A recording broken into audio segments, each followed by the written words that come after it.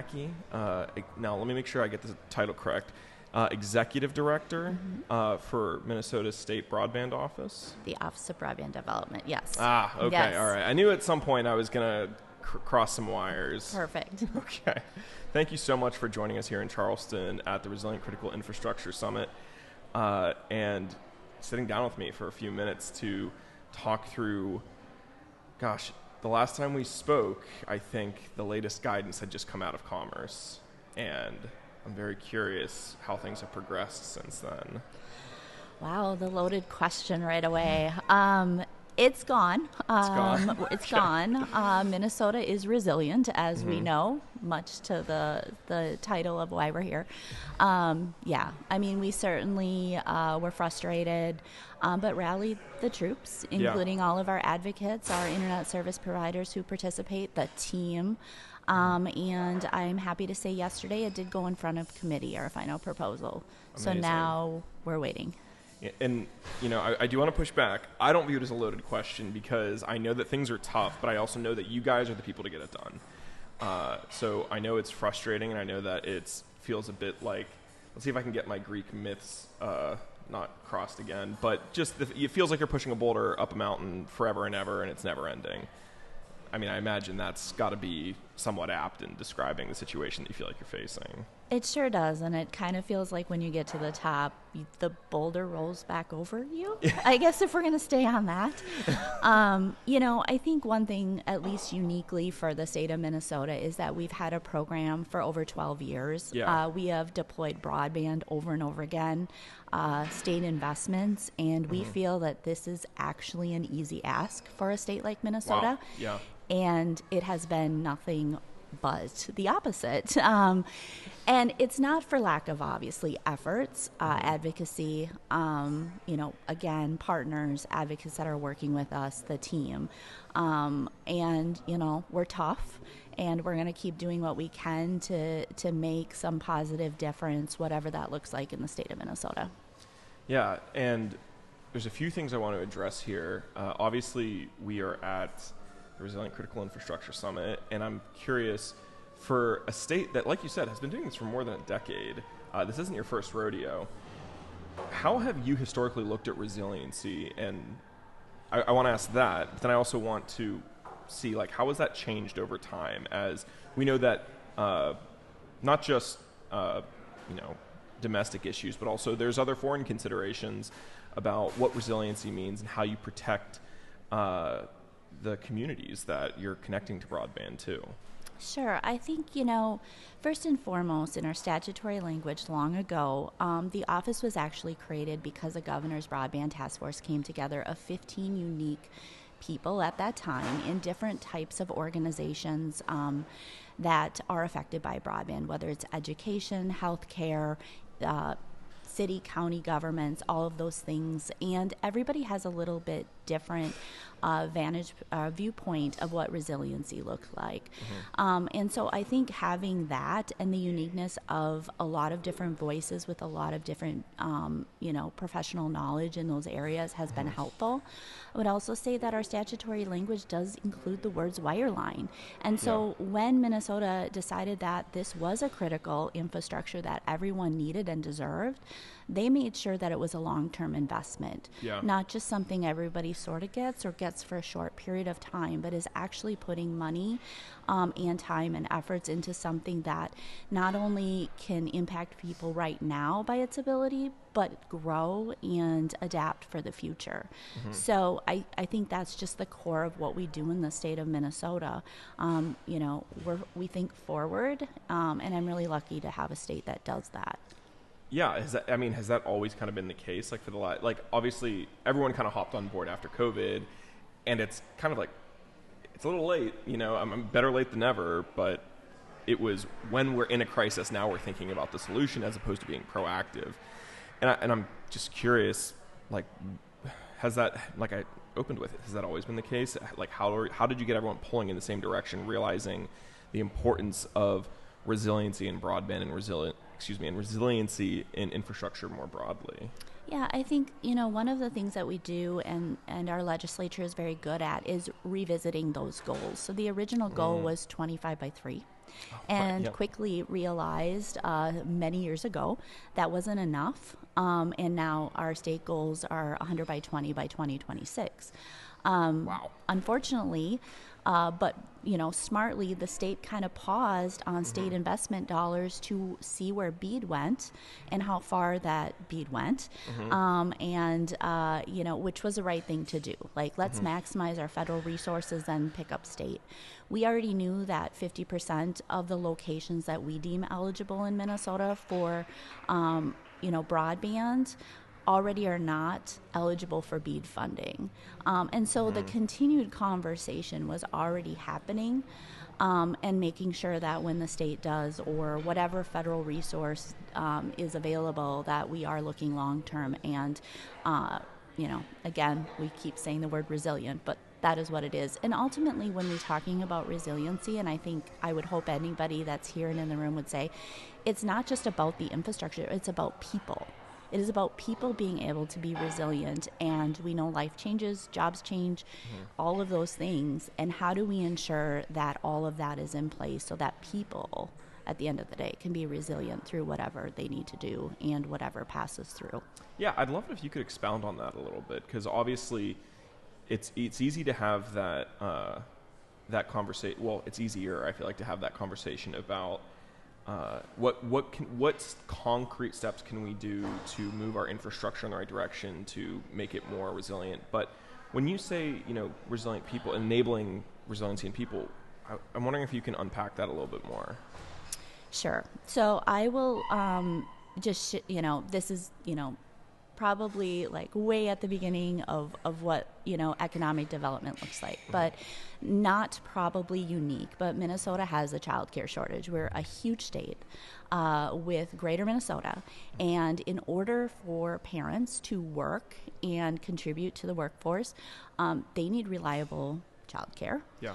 And those childcare providers are very far away from metro areas where they can get their continuing education and all the credentials that make their place a safe place where parents want to send their children.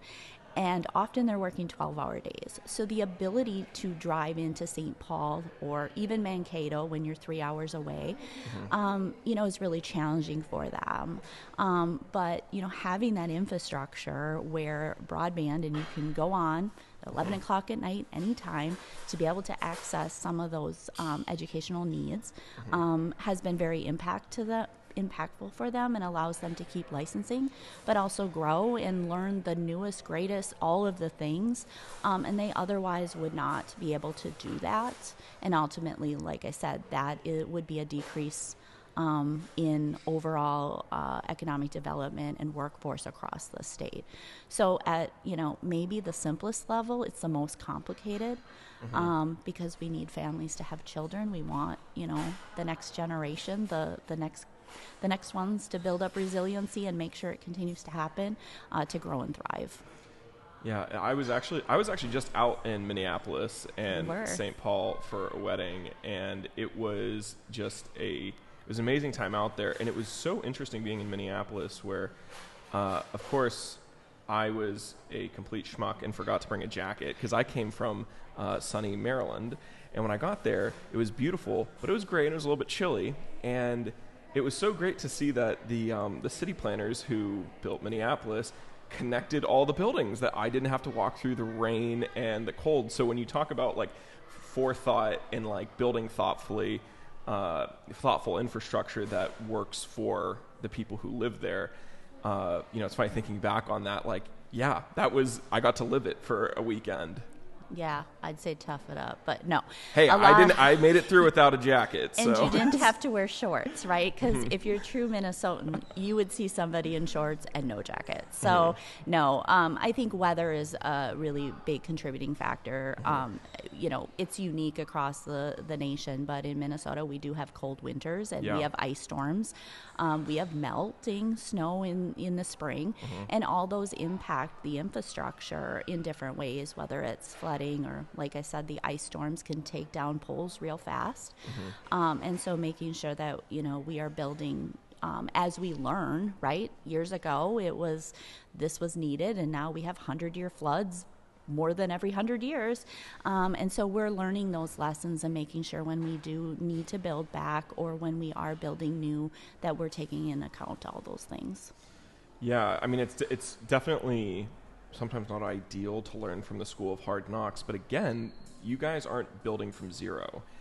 You still have, some states realized, during COVID, we need a state broadband office. We need to start this thing up like yesterday. They, cobbled something together, very minimal staff, and they're making it work, and they're getting great things done, despite all those challenges.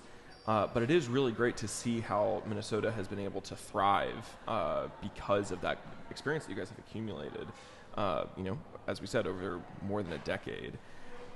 What are some of the things that you're thinking about going into, a new era of challenges as it relates to not just the security concerns associated with these, but with like trying to make sure that families get access to all the tools associated with machine learning, AI? Like, are these things that Minnesota is considering right now or thinking about, like, how are we going to enable those technologies? Because I know it ranges the gamut from, like, these really cool, sexy, like, AI things to just, like, I want to be able to age in the town that I grew up in without having to worry about, I was speaking to Leslie Durham earlier about, like, being able to make sure that the water is safe, being able to make sure that my community is secure. And I'm just curious, how is Minnesota thinking about these issues, ranging from just the very like simple, practical, I want to be able to grow old in my town, and juxtapose that with all these sexy new innovations that are coming out in tech? Yeah, super question. And I think first I want to pause again with the state doing this a while. The people that still do not have these critical things everybody takes for granted a lot of times, if you have it, still don't have it. It's the same, right? Yeah. So if you're on the list of being the most expensive, hardest places to serve, because that's honestly all we have left in Minnesota with a program that long, the easy stuff, the most cost effective of locations has already been eaten up. So, first is we can't lose sight of the goal of making sure that every single person has the tools they need and want to thrive, however they see fit. And as far as, looking forward and all the new things, I've seen some amazing things in communities already. Universities partnering with counties to do laptops so that those seniors can live in their home and they have somebody checking on them every day. They're able to join fitness classes. We already talked about childcare, the education systems, making that available. And let's really think Minnesota. It hasn't been said yet here even. Agriculture. Agriculture is a huge part of the work and the core of Minnesota. Everybody is impacted by that. And, it's not just tractors in the field. It's precision agriculture that needs access. We have our community milking cows remotely, and that is because of those things. And AI is going to play a part in that. Security plays a part in that. But we need to remember that the ag community is very, part of who we are and that thread. And I think that's, obviously, again, hard, remote places. But the need is there, and it's pretty easy to recognize. Yeah. I think in the past several months, at least since we've had an opportunity to talk last, depending on who's in the room, non-deployment funds have become somewhat of a four-letter word, depending on the crowd that you're in. And I'm curious about non-deployment as it relates to Minnesota's plans and how that's changed over the past several months. I'm curious if you can kind of just expound on that. Yeah, I love the change question. So at the start of all of this, Minnesota received $652 million. We had a cost data analysis, all of our historical data by doing this program and evolving this program that we already had in Minnesota. We believed it would be about $1.2 billion to complete broadband in Minnesota. We didn't think about non-deployment because we knew we wouldn't have any. We're housed in the Department of Employment and Economic Development. We work with workforce every day. We have that infrastructure in play as far as resources to be able to leverage other state agencies. But when it came to the notice, right now, and with our final proposal, we're sitting on about $225 million. We're not able to use for the type of technology that we would like to meet our state statutory goals in Minnesota. Certainly we knew we needed to be technology agnostic starting in. Yeah. We have, over 10,000 lakes and we have islands. And so we are practical. We are financially fiscal in responsibility to, the taxpayers. But we did know that, and we had applications to really invest in long-term infrastructure. And so that right now is a little frustrating when we're talking about non-deployment and being asked, can you get more match, and trying to explain that to, county commissioners, township residents, that I'm sorry, we can't, and we have this money sitting here, has been really a challenge. Yeah. Now, that being said, when it comes to when, some policy notices are given on non-deployment, we have lots of ideas in Minnesota. And we will explore those with, our partners and advocates and communities. But, first and foremost, I think, our towers need to be updated with cell and the backbone of broadband, because we rely on simple things like our emergency management things. Fire departments, ambulance are volunteer across the state. We don't have, in our metro areas, they do have full-time, but in smaller communities, I rely on my neighbor to be able to get the notification if my house is on fire. And if they don't have broadband, they don't have cell phone service, that's a barrier to communities. So, that's one thing. Obviously, the conversation of AI and what that looks like, the data center, Minnesota is a great, we have a lot of resources. And, the multi-unit dwellings is also, I see, as infrastructure that could fit in those areas. But, until we get some solid guidance, taking a lot of time and digging really into it and having, deeper conversations, just doesn't seem like a good space at this second. We do have short-term legislature, so we are looking to the future and how we can help support the legislature as they're thinking about these things. But BEAD specific, nobody wants to make promises or even throw out ideas that we're not going to be able to keep. So, having said that, I'm curious though. Like, I understand that there's a hesitance to like opine and to make wild guesses or anything, but I do want to know, like, BEAD is only one step in an ever evolving landscape and process, especially as quickly as innovation is coming today. But BEAD is a 10-year process. Well, sure, it's a 10-year process, but I'm curious, where do you see you're up north. The puck is here. It's great to play where the puck is. Oh, hockey, huh? We're going there. But you want to play where the puck is going. And I think I used the same metaphor in my previous interview, but it's apt. Where do you see the puck going as we begin to kind of go through the BEAD life cycle, and 10 years down the road? How do you see things changing, and how do you see yourself responding to that? Yeah. Well, let's remember first, our hockey team is called the Wild, and I don't think there's any more appropriate name for what you are trying to reference here. But, again, I think we're adaptable. We're creative thinkers. We come together. This has never been a partisan issue in the state of Minnesota. Very proud of that. We sit on the Ag Rural Development and Broadband Committee. That committee understands these issues. And I think as long as we continue to have clear, open conversations, tough conversations, but what that looks like in the state, I think will continue to grow. And the Office of Broadband sits really well there because we are a trusted state agency. And I'm really proud of the team, and it's the relationships and the mutual respect, the understanding of the hard work that everybody puts into this, that I think will keep us strong. And we're just a small part of it. mine and my reference, but a conduit to make sure all of that works. And, ultimately we don't build anything. We're there to support the people and the decision makers and guide them and, make sure that we can do our best in the state. Yeah, and it is encouraging to... One of the most pleasant things I find about working in the broadband space is the fact that you can work with so many people of so many different types of persuasions, politically or otherwise, and at the end of the day, it does feel like it is easy to be all pulling in the same direction. We all want more or less the same things.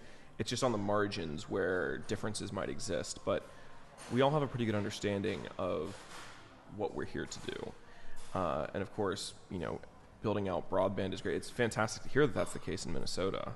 Oh, absolutely. Again, I always brag, but I do feel like I have the best internet service providers, the associations, my team, the state, other agencies who are supporting us through this. I think it's important to recognize we have the Department of Transportation and DNR and Labor and SHPO, and having those tough conversations and for us to be able to support them and prepare them for all of the additional work and knowledge and leverage those things is really important to all of us. That is a great segue for what I want to talk about next, which is collaboration across not just agencies and whatnot. I am curious to hear about what that's like, but also public-private partnerships and whatnot, if there's any of that going on, or even at the community level and outreach and whatnot. I'm so curious. This is one of the things I love talking about with state directors, because you guys thrive in this and in being that cross collaborator.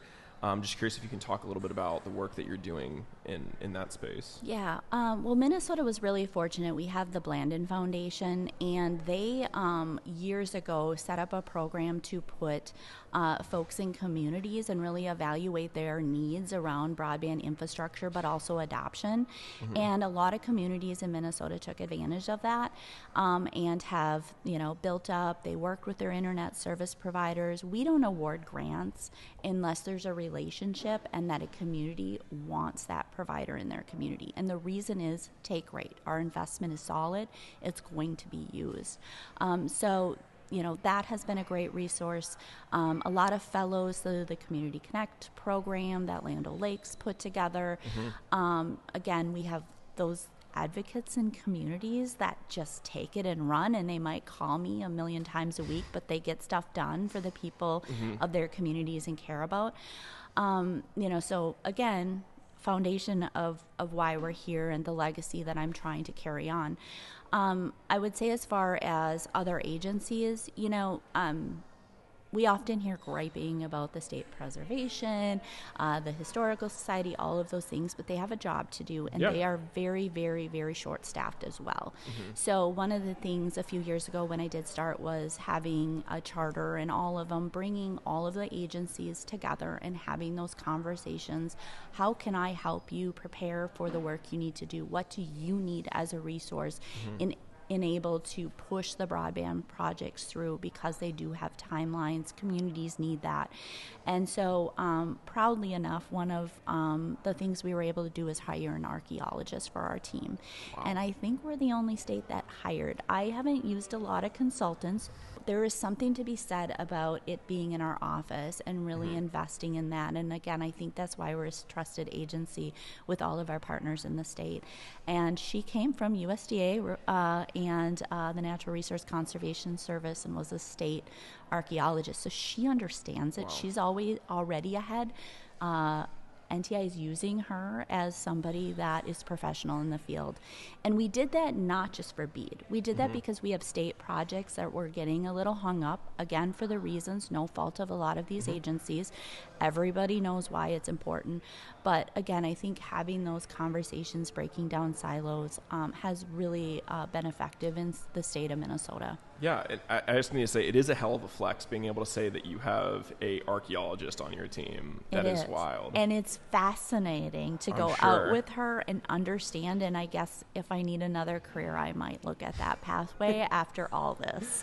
Well, fantastic. We'll hopefully be able to talk to you again then. I think it does speak to the caliber of the work, or the caliber of your team, that because every agency and every state, everyone has their own prerogative.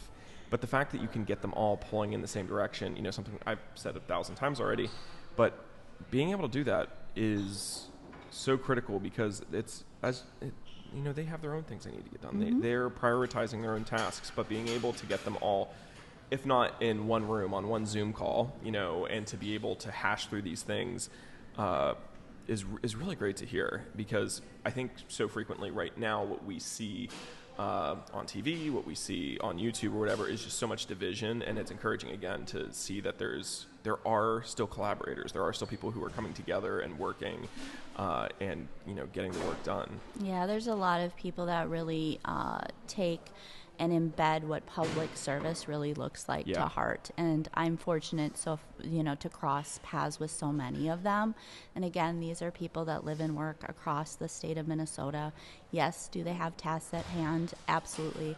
But understanding that and finding ways to support them as they're supporting us, has just been really effective, and it's heartening to see. Yeah. Well, as I said, I do want to make sure that you're able to enjoy part of the conference. I'm so glad that I was able to steal you away for the time that we could have. Bree, thank you so much for sitting down with me, talking to the people. One of the things about coming to these conferences is that we get to see other broadband directors, and often this does feel a little isolating. Even though we have wonderful teams to support our work, but being able to have those resources and come together, even if it's like a small therapy session on a big scale, is so rewarding. And I learn every time that I come here. So grateful to have a conference like this, grateful to be around smart people that are dedicated to this work. Fantastic. Bree Maki, thank you so much for joining me. You're welcome.